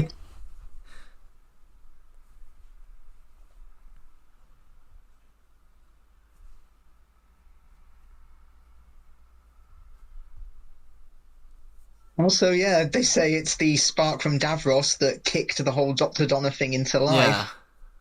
Yeah, what a stroke of luck. What a stroke of luck. So that one doesn't bother me as much, I don't think, because, yeah. If that was, like, the only coincidence, it would be fine, I think. Yeah, because I remember responding to a tweet that criticised Chibnall finales that say, "Random character comes in and sacrifices themselves for the Doctor." Yeah. I mean, it's not entirely exclusive to the Chibnall era, but okay. Yeah. And then I responded with, "Every RTD finale ever. No one conveniently gets superpowers, wave a magic wand, and everything's back to normal. Big red button there." Obviously, I am joking, but you can't deny it. No, it's true. It's a joke. I'll be curious to see what RTD's finales are going to be in his new era. Is he going to make them bigger and louder, or is he going to make them more of a character intimate piece like, say, Moffat would do? But we shall see. Yeah, we'll see. I'll say this now. Love Catherine Tate. I love Donna. However, even as a kid, I did find her doing all this a little bit cringeworthy, like the whole that. But I'm there, thank you, Davros. Like I did. I have always found it a little bit. Ooh, I don't know. It just feels a little bit. Yeah, I don't know. I get what they're doing because she's obviously trying to be the Doctor, and obviously she's being the Doctor. It reminds me of that joke from The Unusual Suspect in Spider-Man 3. You know, when he takes the mick out of Gwen Stacy for reading all that scientific jargon. He's like, "There's no way you knew what that meant, Bryce. Yeah. You probably read that off Blue Card."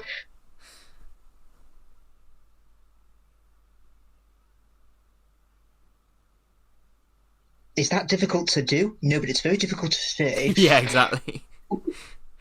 Yeah, I think it's just her going, "Oh yeah," like I'm just a bit like, "Oh, yeah." Because I do like how DoctorDonna is answered from Planet of the Ood, which wasn't in the original script. It was something Russell added. Oh, okay. Yeah. Yeah, he confirms it in the commentary. He says, "That was me. I went back and added the whole DoctorDonna thing to the Ood." Oh, I like that. That's good. That's cool.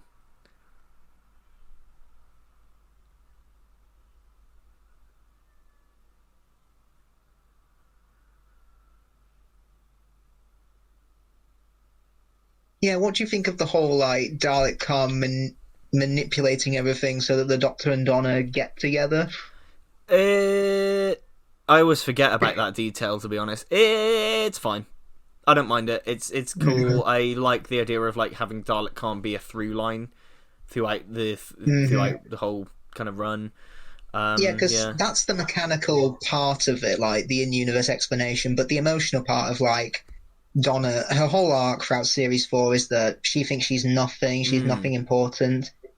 But for this brief period of time when she becomes the Doctor, she's the most important woman in the whole of creation. 100%. And it works, yeah. And I wouldn't say, and yeah, it's not a complete Deus Ex Machina. No. I'll say, because obviously there's consequences for it. Donna loses her memories of the Doctor. Yeah. Well, so far, because we don't know what's going to happen in the 60th just yet. Well, this is it, isn't it? Yeah, this is now, this arc has been reopened. No. So I take it, obviously they're bringing back Jackie King, and Bernard Cribbins is definitely in it, yeah? Well, they shot scenes with him because they had to make the TARDIS wheelchair accessible, and also they did. There were photos of him and David Tennant, so I'm assuming he's going to be in it. How much he's going to be in it, we don't know, because it's. I mean, did RTD say he shot all of his scenes? Well, this is what confuses me a bit, because they've never mentioned that they were with Bernard Cribbins, I don't think. Okay. Which I don't know. I'm hoping he's going to be in it. I'm sure he will, but they have shot scenes with him. But it depends. You know, they shot scenes with Howard Atfield before he passed away. It depends on whether or not he was so weak that he couldn't do it. But yeah, we'll have to see. Yeah, because I think they're bringing back I can't remember the actor's name, but the guy who plays Sean Noble. You know, her future husband. Yeah, and obviously Donna's got a daughter now. Who turned up in The Flash recently. Sean Temple Noble, or Sean Temple. And also, I just realised the End of Time finishes with the Doctor giving them what we can assume is like a winning lottery ticket. So, are they going to be rich? Presumably. I mean, it depends, I guess, on how long that lasted. I hope so. Yeah. I mean, interesting. A Dalek went into the Time War and decreed no more. Very good. No more. He saw the War Doctor's handiwork. I'm looking for... I'm going to need your gun, soldier. Grandad! I love the way Davros says it was I love the way Davros says it was Dalek Khan, almost like a kid saying, I didn't take the last biscuit, it was Dalek Khan. This is funny.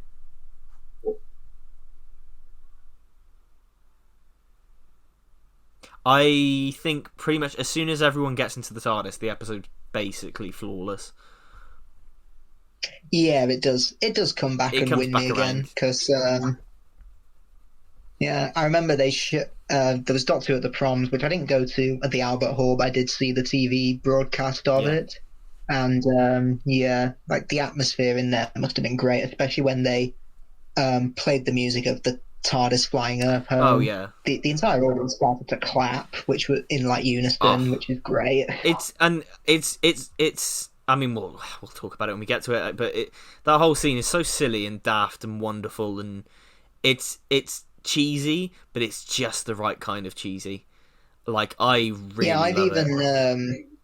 I've even joked the Doctor probably caused more damage to the Earth than the Daleks did. Yeah. Earth returns home, but half the population's been wiped out. Yeah, basically.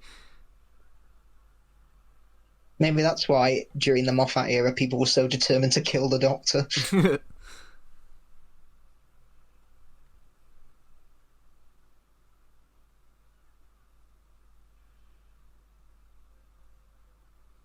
It is. And if you look at Confidential, the scenes where they use David's stunt double to say the line. Yes, yeah. So the tweet along of this happened when John Barrowman was still respectable, and he posted a video of him crying at the where they're all taking the TARDIS home. And he was just like, it was such a wonderful time. Russell, script, all of you, the fans. It's just like, it reminded me a bit of Richard E. Grant's video when he saw The Rise of Skywalker. And he was just like, I laughed, I cried. It's everything you wanted it to be. I'm so proud to be in it.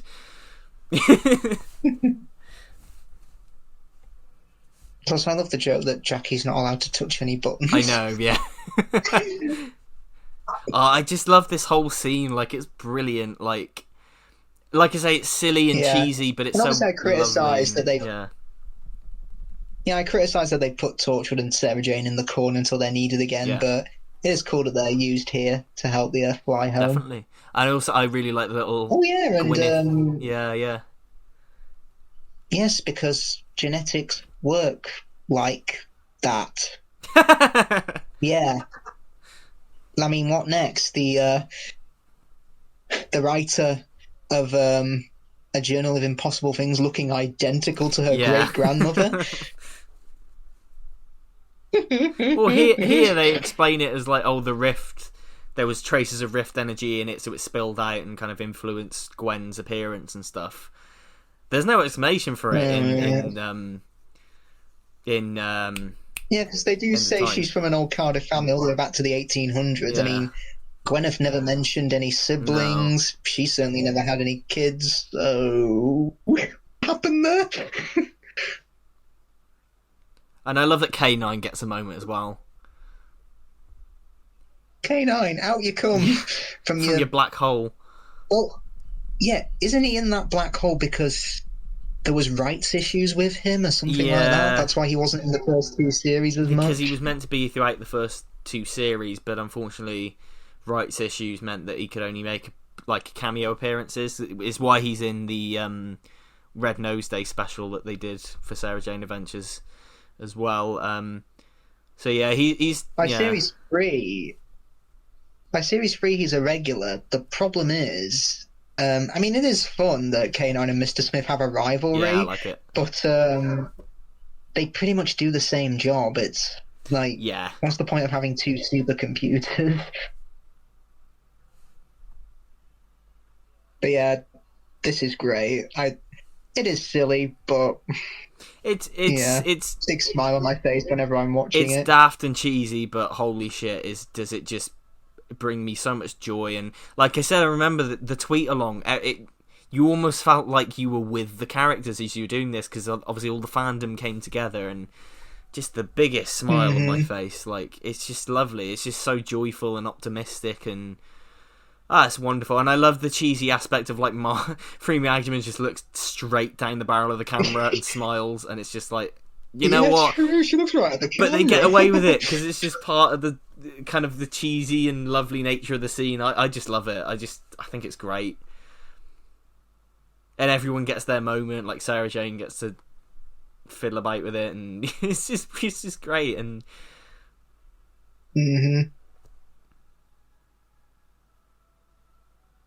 I bet you that set was so cramped though, because it's because I went on the Doctor Who Experience version, which was just the reconstructed set of it, and the console's pretty small, like in person. It's not as big as it looks on screen, and I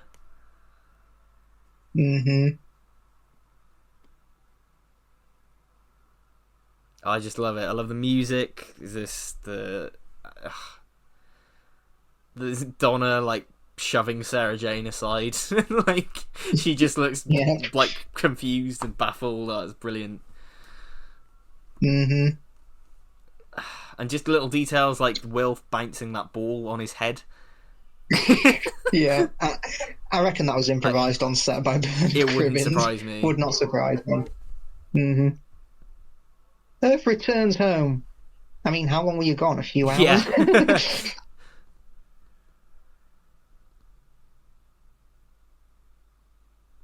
It's like that scene from The Simpsons. Glad to see you back in business, Mo. Yeah, that was a scary couple of hours.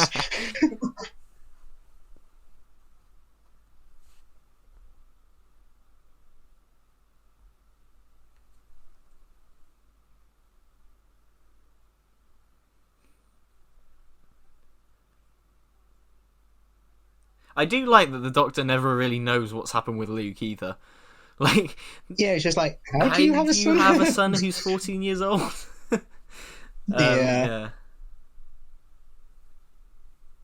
And of course, you know, Mickey and Martha go off with Captain Jack, because Martha was meant to be a regular in Children of Earth, wasn't she? But it just... She was meant to have what was essentially Lois's role in that, I think. Yes, I don't know about Mickey. I'm going to guess he may have had Reese's role, I don't know, but I'm not sure what Mickey's role would have been. I think he would have been Martha's a bit of a spare pretty part. clear cut, I think. Yeah. Because, yeah, they're really hinting at it here, because even Jack says to Martha, don't know about Unit these days, but you could be with Torchwood, yeah. Yeah, maybe there's something else you could be doing, so...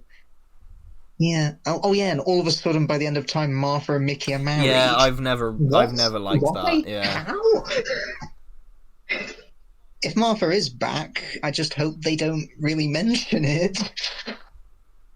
Yeah, I agree. Well... Because it just makes no sense. I mean, if they were in Children of Earth together, maybe we saw them have a romance or a connection. Yeah. That could have been nice, but why include it anyway if they weren't going to be in the series you planned for them?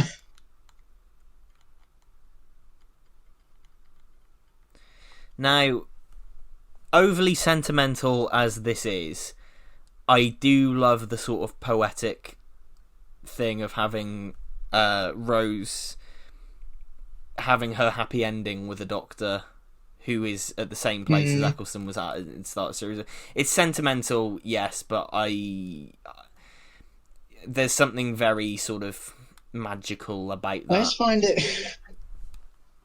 it quite harsh. The Doctor's essentially dropped them off in Norway with no way of getting to bloody London. It's the fact that she's like, bloody Norway, I'm going to have to ring your dad. And it's like... He's not down the street, you're in another fucking country. I love that as well. What did you call the baby? Doctor. Really? No, you plum. He's called Tony. It's so good, I love it. And although... I mean, I can see why he drops her off here, because I think it's established, like, this is a weak point between universes. Yes, that's it, isn't it? And they say, the walls are closing down and everything. Yeah, it's cool. And it was the same beach that they used for Doomsday, so it's nice that they've used that again. Yeah. And although it does sort of destroy the tragedy of the Doomsday exit, I do enjoy that there's still an element of tragedy to this, because our Doctor, the proper Doctor, doesn't get to have what he wants. Doesn't get to be with Rose. She gets her happy ending, but he doesn't. And I do like that. I like that idea, because it still means there's still an element of kind of tragedy to it. Yeah, because they say, I've only got one heart, I've only got one life, and they say, I'll grow old the same time as you.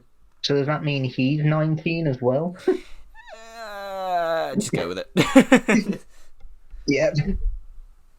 Well, there was a scene cut here where the Doctor gives Handy Doctor a bit of the TARDIS and say, here, grow your own TARDIS. I'm glad it was cut, because I just think it's too easy. I'm really glad that was cut, because one, it just makes the whole scene just feel so clunky, and two, it's it opens a massive can of worms, to be honest. And it does, yeah. It just feels too Blue Peter, like, pop this in your garden, water and sunshine, and in 7 days you can have your very own TARDIS. Because I know that did the rounds on Twitter when we heard that David Tennant was the 14th Doctor. Everyone was like, oh, it's because of this scene in Journey's End that got cut, where this happens.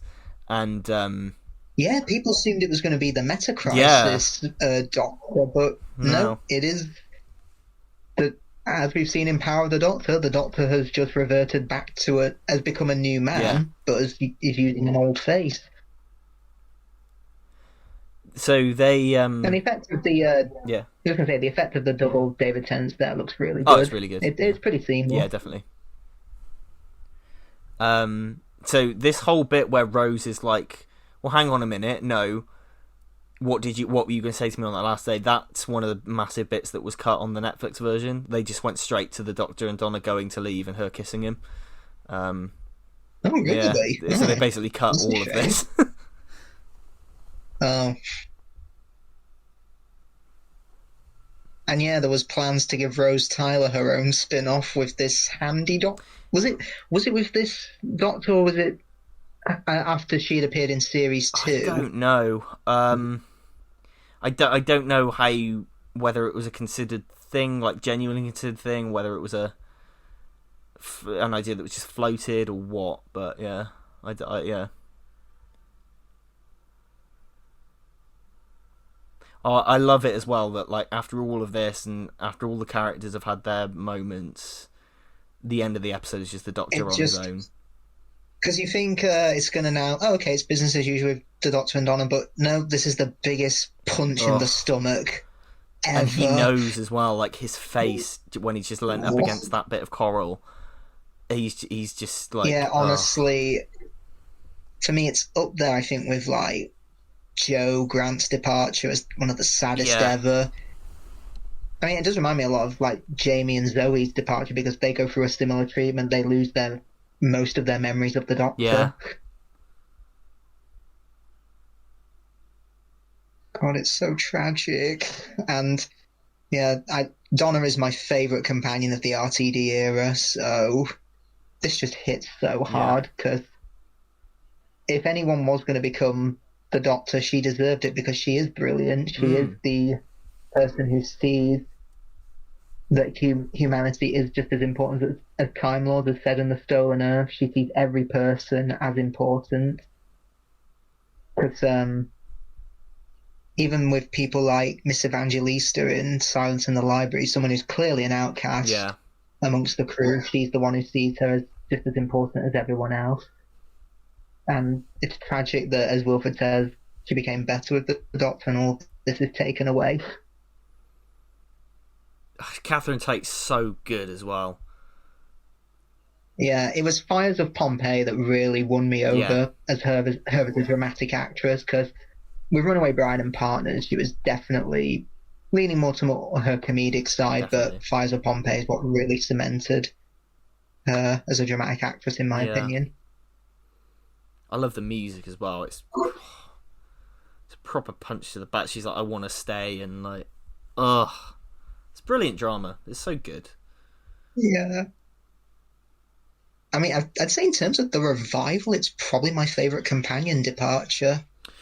Yeah, yeah, I can see that. So Yeah, if we're going like classic, I'd say my favorite overall is probably like Joe Grant or Jamie and Zoe yeah. leaving.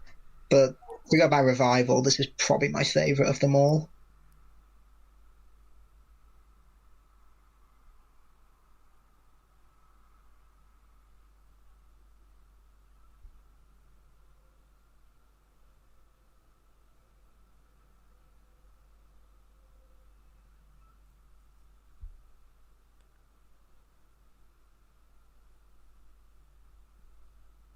I love the Doctor at the door, just like help me, and ugh.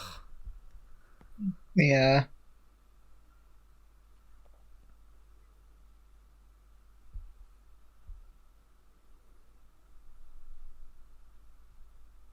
Yeah, I mean, I do wonder how did Donna's family explain to her? Because if she's been wiped from Runaway Bride, how do they explain to her what happened to Lance?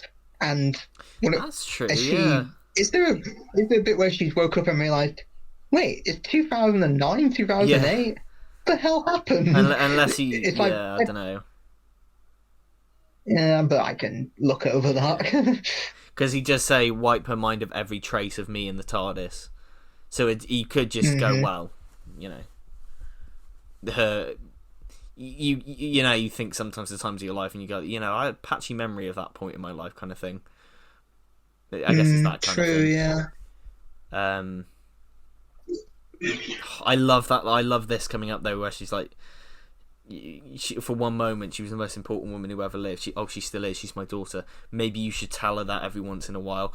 Oh, That rings so it's true so because good. Sylvia was constantly criticizing Donna and putting her It's such a down. brilliant And, character and line. Like, if yeah, you go by End of Time, I think it's clear that she has stopped that yes, yeah, now. You know,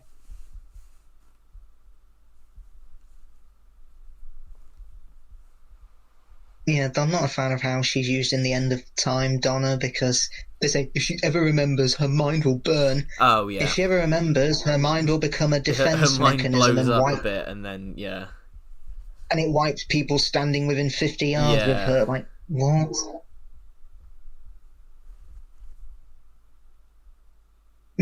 I remember Diamanda Hagen's review of The End of Time. We get to the scene at Donna's wedding where the Doctor's clearly in her I know, eyesight, yeah, and then and they say and the Doctor shows up at Donna's wedding, even though he's clearly stated, okay, fuck it, I'm just gonna say that she'll now get a fucking mild headache.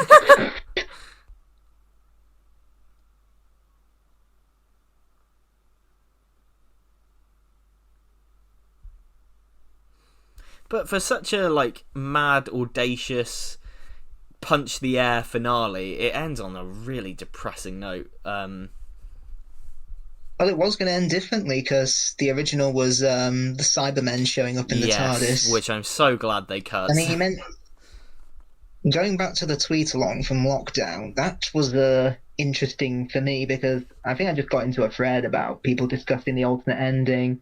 I think I just mentioned, yeah, I'm glad this was changed because I just think it was a tonal shift. And then I got one guy who kept saying, "Where is this change?" And I said, "Oh, it's on the Series 4 deleted scenes."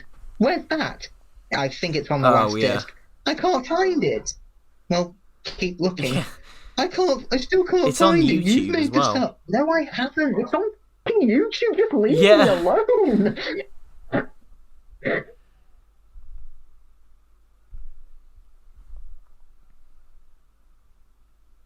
That's a recurring gag. The whole about it's not real weather, it's just atmospheric Yeah, it's just disturbance. yeah.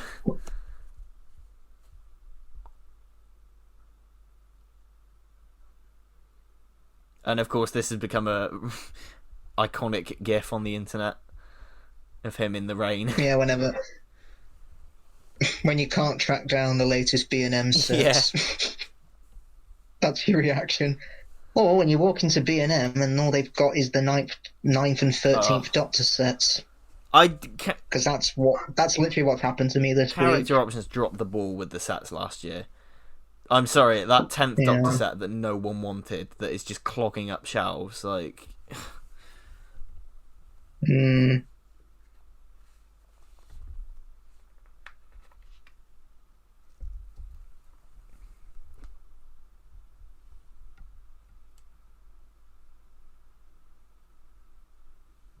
Feel sorry for David. He had to get soaked numerous times, probably. Because if they had to do a take two, they'd probably say, "Right, let's get him dry, soak him again." But yeah, I mean, this did throw me off as a kid because by this point we were used to them leading into the Christmas special. So the fact that it ended with the Doctor all alone in the TARDIS, completely broken. Yeah, it breaks tradition. I do think it is the better ending, but yeah, it just really threw me off. I was thinking, what do we do now? It always, yeah, it's just such a brilliant ending. It's, in fact, he's just so alone in there after the TARDIS being so full before.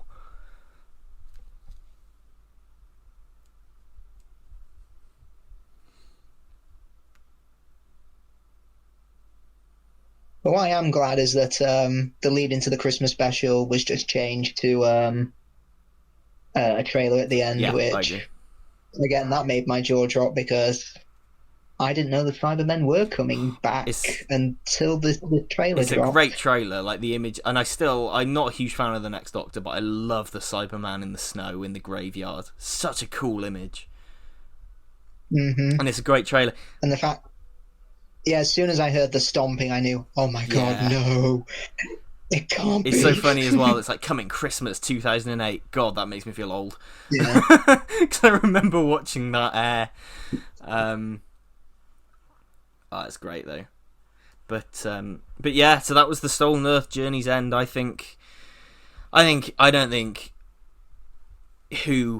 Doctor Who will rarely get that big again. Like, it's such an achievement. It's so massive. It is the pinnacle of everything Russell T Davies and this creative team did. It's just like, it's them putting their flag into the ground of Doctor Who history, and 100%. it's a big flag. 100%. It's wonderful. I absolutely love it. Well, everyone, that's the end of the commentary. What are we doing next time? Next time we will be back with a episode from the 2009 specials. We will be covering The Waters of Mars. Yes, indeed. Kind of covering the big popular ones in the run up to the 60th, I think. So yeah, Waters of Mars should be very, very good. Alrighty, guys. If you'd like to follow us on social media, you can do that on X and Instagram and whatever Twitter's called these days, and you can check out the full playlist of all of the other audio commentaries we've done here on YouTube, and also subscribe to Isaac's channel. So everyone, we shall see you soon. Yes, we shall see you soon. Bye bye. Bye bye.